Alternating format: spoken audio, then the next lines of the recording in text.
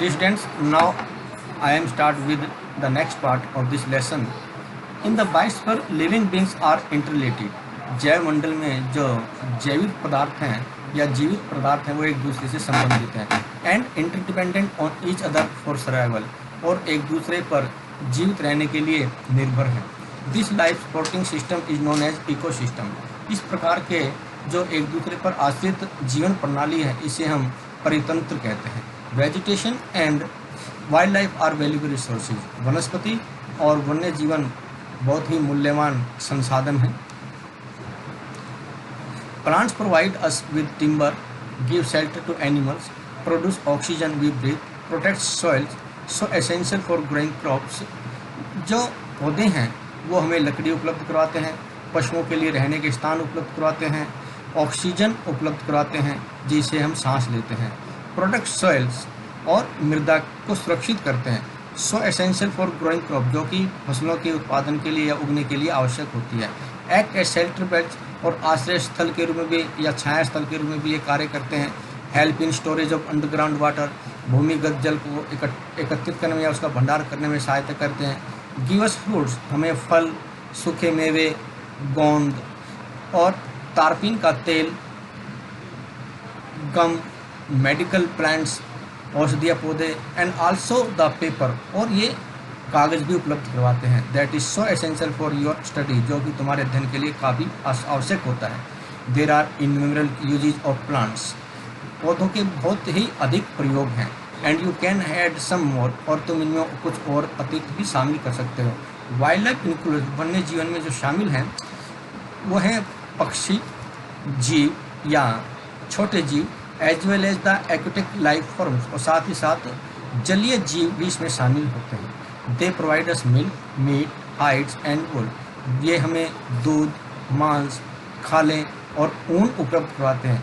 Insects like, जो छोटे जीव हैं उनमें शामिल है मधुमक्खियाँ. प्रोवाइड अस हनी, जो कि हमें शहद उपलब्ध कराती हैं. Help in pollination of flowers, और जो पौधों के परागकर्म में सहायता करती हैं. And have an important role to play as decomposers, और सड़े गले पौधों का समाप्त करने में ये महत्वपूर्ण भूमिका निभाती हैं. इन द इकोसिस्टम, जो कि परितंत्र में पाए जाते हैं. The birds feed on insects. पक्षी छोटे जीवों पर निर्भर करते हैं. And act as decomposer as well, और के साथ साथ ये सड़े गले पौधों को समाप्त करने में भी कार्य करते हैं. Vulture, due to its ability. Vulture means गिद्ध, जैसे पिक्चर में दिखाया हुआ है. ड्यू टू इट्स एबिलिटी, अपनी इस योग्यता के कारण ही, to feed and dead livestock, जो कि मृत पशुओं पर निर्भर करता है, अपना भोजन उपलब्ध करता है. Is a scavenger and considered, इसे हम साफ सफाई करने वाला भी मानते हैं. And considered a vital cleaner of the environment, और पर्यावरण की सफाई के लिए ये बहुत ही महत्वपूर्ण समझा जाता है. सो एनिमल्स एंड बिग और स्मॉल, इसलिए पशु बड़े भी हो सकते हैं, छोटे भी. All are integral to maintaining balance in the ecosystem, और ये एकजुट होकर के परितंत्र में संतुलन कायम रखते हैं. डिस्ट्रीब्यूशन ऑफ नेचुरल वेजिटेशन, प्राकृतिक वनस्पति का वितरण. The growth of vegetation depends primarily on temperature and moisture. वनस्पति की जो ग्रोथ है, उनका जो बढ़ना है, वो मुख्यतः तापमान और नमी पर निर्भर करता है. The major vegetation types of the world are group as, जो विश्व की मुख्य वनस्पति हैं उनके प्रकार हैं वन, घास भूमि, झाड़ियाँ, और टुंड्रा प्रदेश की जो वनस्पति है जो ठंडे स्थानों में पाई जाती है. इन एरियाज ऑफ हैवी रेनफॉल, ऐसे क्षेत्र जहाँ बहुत अधिक वर्षा होती है, ह्यूज ट्रीज में थ्राइव, जो बहुत अधिक मात्रा में वृक्ष पाए जाते हैं. द फॉरेस्ट आर दस associated with areas having abundant water supply. ये जो वन हैं ऐसे स्थान से संबंधित होते हैं जिन स्थानों पर बहुत अधिक मात्रा में वर्षा होती है. As the amount of moisture decreases, जैसे ही इनकी नमी में कमी आती है.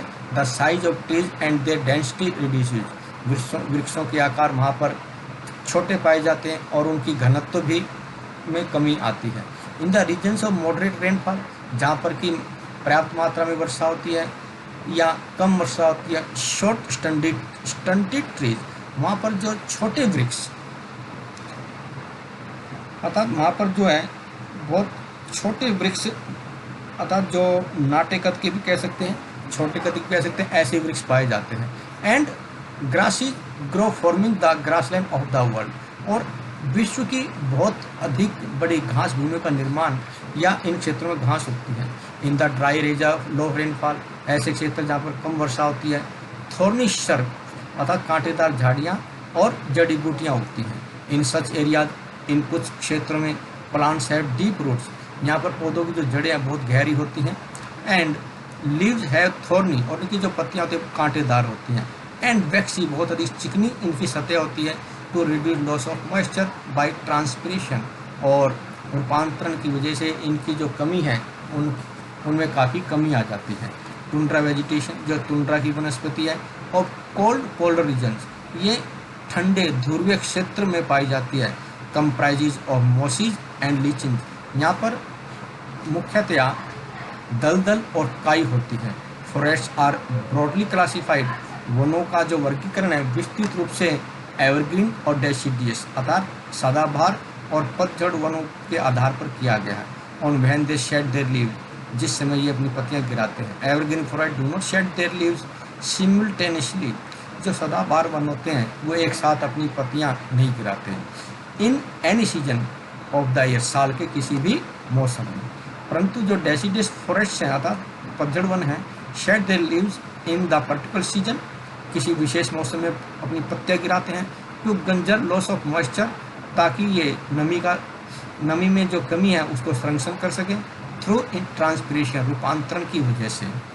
This forest are further classified, इन वनों का वर्गीकरण दूसरे आधार पर अर्थात उष्णकटिबंधीय या समशीतोष्ण आधार पर किया जाता है।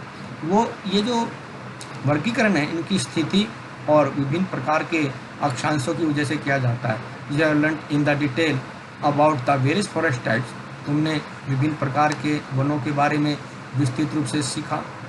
The distribution and the associated, उनका वितरण और उनसे संबंधित जो प्राणी जीव है या पशुओं के जीवन है। इन द प्रीवियस क्लासेस, पिछली क्लासों में तुम ये पढ़ चुके हो। Today there are many more people in the world, आज विश्व में ऐसे बहुत से लोग हैं। Then there were 2 centuries back, यदि हम 2 शताब्दी पीछे जाएं।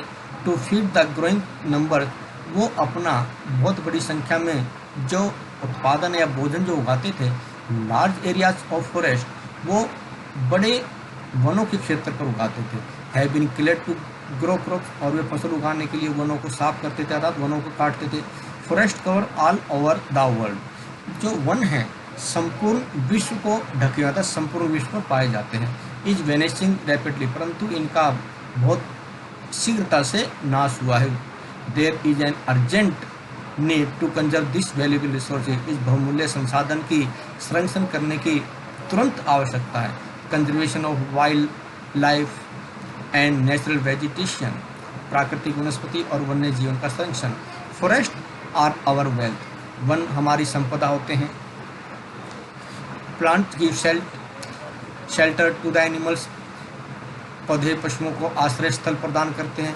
And together they maintain the ecosystem, और ये दोनों इकट्ठा मिलकर के परितंत्र को बनाए रखते हैं। Changes of climate and human interferences, जलवायु में परिवर्तन और मानवीय इंटरफेरेंसेस अथवा मानवीय मतभेदों में जो परिवर्तन है।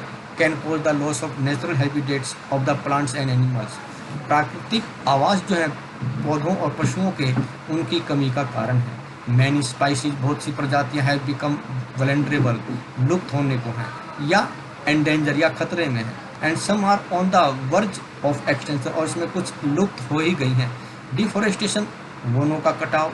सॉइल इरोजन, मृदा का अपरदन। कंस्ट्रक्शनल एक्टिविटीज़, निर्माणी जो कार्य हैं। फॉरेस्ट फायर्स, वनों में आग का लग जाना। सुनामी आना। Landslide are some of the human made natural factors, कुछ ऐसे मानवीय द्वारा निर्मित प्राकृतिक घटक तथा which together accelerate the process of extinction of this great natural resources, ये प्राकृतिक संसाधनों की लुप्त होने की कुछ ऐसी प्रक्रियाएं हैं। One of the major concerns in the increasing incident, इनमें जो मुख्य कारक है वो है poaching that result in sharp decline the number of particular species, कुछ